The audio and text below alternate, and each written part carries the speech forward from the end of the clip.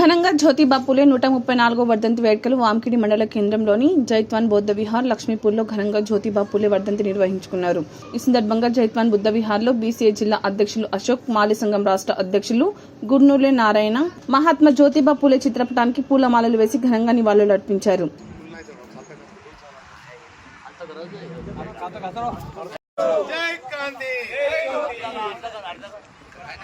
आवाज दो, आवाज दो, जय ज्योति, जय ज्योति, सावित्रीबाई फुलेंचा, सावित्रीबाई फुलेंचा.